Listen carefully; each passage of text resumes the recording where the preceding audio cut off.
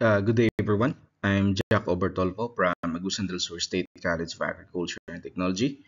On behalf of my co-authors, I'm going to present a research paper entitled Development of a Combined Cacao Bean Roaster Winnower Machine. Cacao is a high-value crop used for chocolates, cosmetics, and even in pharmaceuticals. In the Philippines, cacao production has strong potential, but for post-harvest processing is still underdeveloped. Farmers rely on labor-intensive roasting and winnowing, and which are slow, inconsistent, and expose them to health hazards. So, machines exist, but they are too expensive for, especially for small-scale farmers. This research aims to provide a solution by developing an affordable, locally fabricated machine that integrates roasting and winnowing. By mechanizing these processes, we hope to reduce labor requirements, improve product quality, and support rural source. And our objective were to design and fabricate a combined roaster winnower and evaluate its performance, technical performance, and also assess its economic feasibility. So here, presented here in the figure, is the combined cacao bean roaster, or the design for the cacao bean roaster winnower machine. So the machine features a roasting chamber and with a thermostat that maintains 95 to 100 degrees Celsius. Then the machine also has a steering paddles for even roasting, and a roller for cracking, a blower, and a cyclone separator for hull removal. So it was built from locally available materials, making it affordable for small-scale farmers. So the researcher used 2 kilogram batches of cacao beans and tested three paddle speeds. So which is our 31.64, 23.94, and 19.20 RPM. So it was done by changing the pulley of the machine. So a completely randomized design was used. We evaluated the roasting time, the roasting capacity, the hulling efficiency, the nib recovery, and also the purity of the output product. Okay, so the machine rating was also conducted following the Philippine Agricultural Engineering Standard 231 series of 2005, which provides a systematic and objective framework for evaluating agricultural machinery. So this standard ensures that both performance and user experience are measured, focusing on safety, is operation, and maintainability.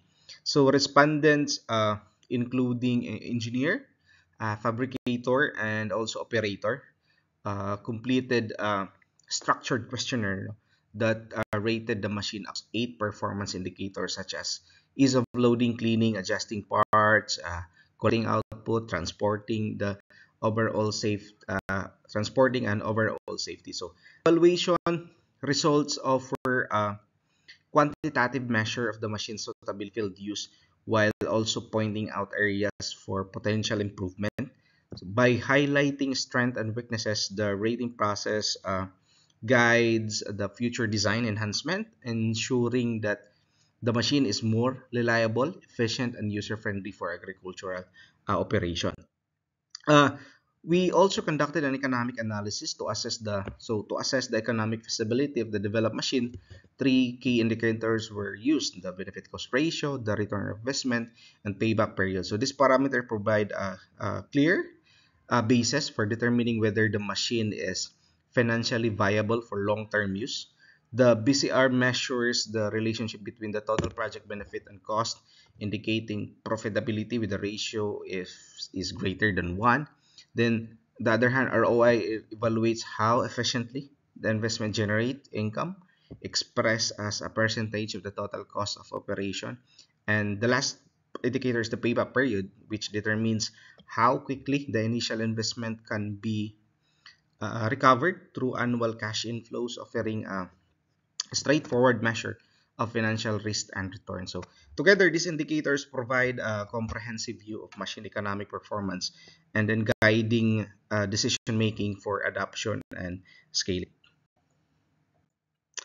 Okay, so this is the actual machine. So those the developed combined cacao bean roaster winnower machine. So It is designed to perform roasting, dehaling, and separation of cacao bean in one unit. So it was fabricated using, as mentioned, locally available material to make it cost effective and accessible for a small holder processor. So the major component include the frame, the drying chamber, the string paddle, the thermostat, the hopper, the the shafting and the cracking rollers, the blower, the cyclone separator, and then the electric motor. So the frame is made from angle bars, it provides stability and minimize vibration using during the operation. So the drying chamber is built from GI sheet, houses the roasting process with string paddles ensuring uniform roasting. So the thermostat maintains the temperature between 95 to 100,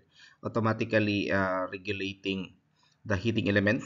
The hop, okay, the hopper regulates the flow of the beans into the dehaling system, where counter-rotating stainless rulers remove hulls. So, separation is achieved through a blower with a wind speed of 19.73 meter per second, so directing pulls and nibs into a cyclone separator that sorts them effectively. So a 1 HP motor power both the paddles and including the rulers through a belt and pulley system and ensuring a synchronized operation.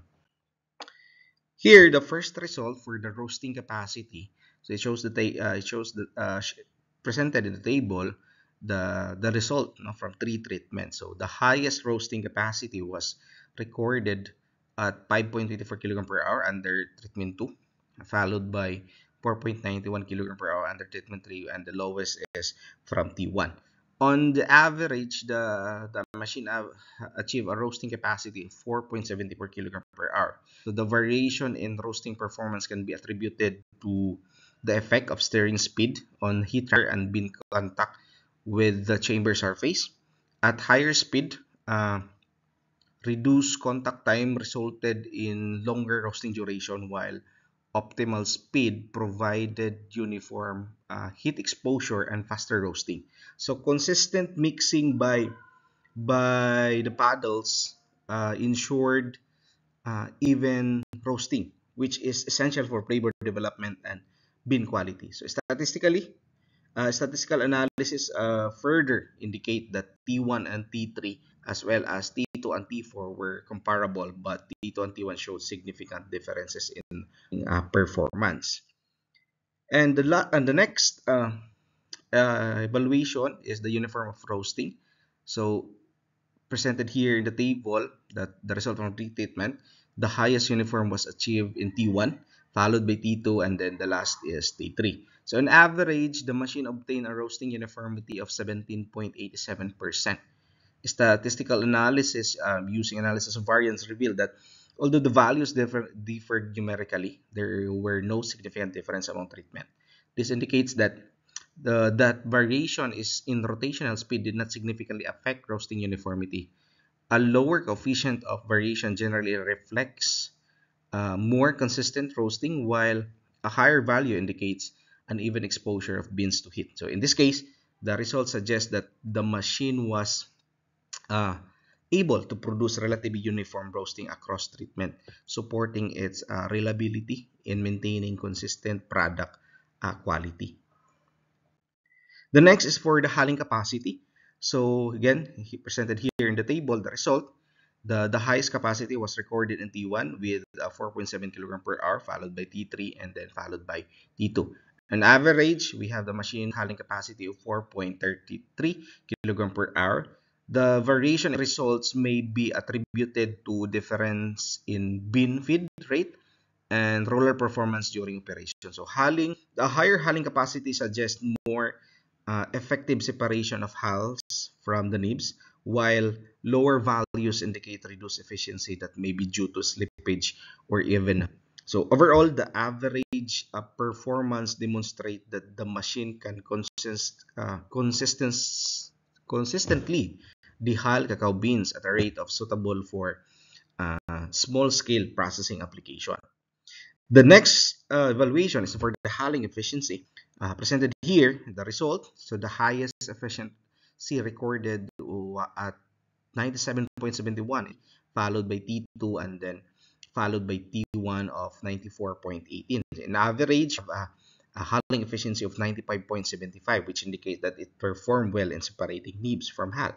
The variation in efficiency can be attributed to difference in cacao bean size and tangential velocity during operation. So at higher speed, the stronger impact of the cracking mechanism can cause excessive breakage, reducing efficiency. So in contrast, slower speed allows for gentler but more effective dehulling. Overall, the results suggest that the machine can consistently achieve over 95%, making it a reliable tool for post-harvest cacao processing.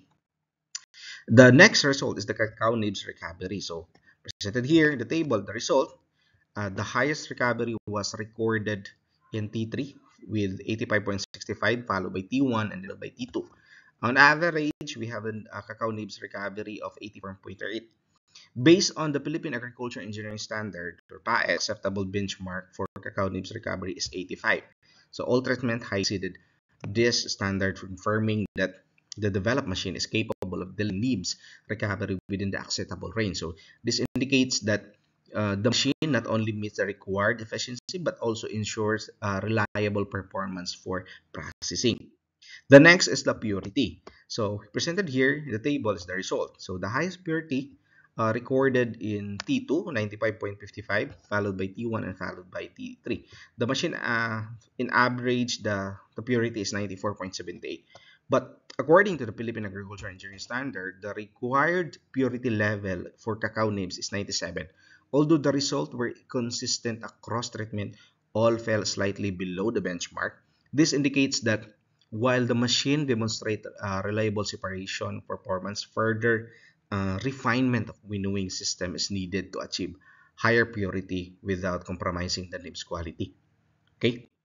Now, for the machine rating, no, presented here the table, the summary of the result, no, from the evaluation from the fabricator, engineer, and operator. So we use a Likert scaling for scoring method.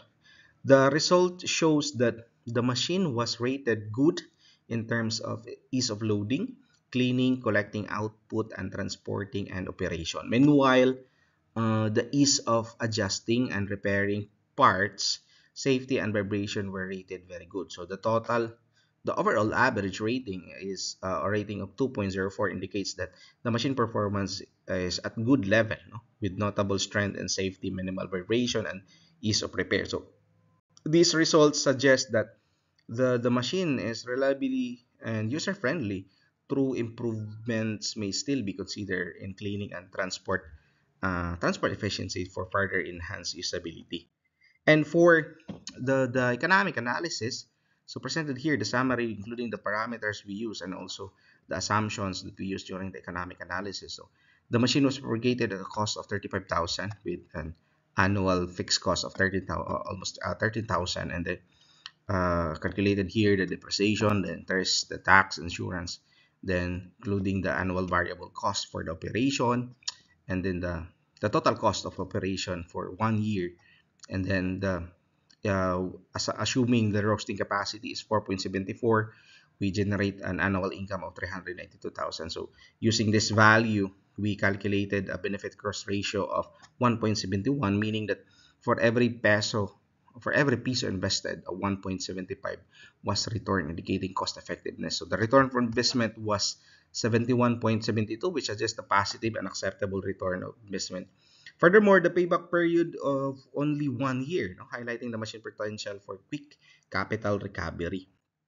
So to conclude, the development of combined cacao bean roaster machine winnower demonstrate a feasible, no, low-cost solution that integrates multiple post-harvest operation into a single system fabricated from locally available materials. Then it provides small cacao farmers to practically alternative to costly commercial equipment, no, reducing barriers for rural processing. Okay, so although there's a future refinement, especially in the purity, so for that it makes ready for adoption for the community. So that concludes my presentation. Thank you, everyone.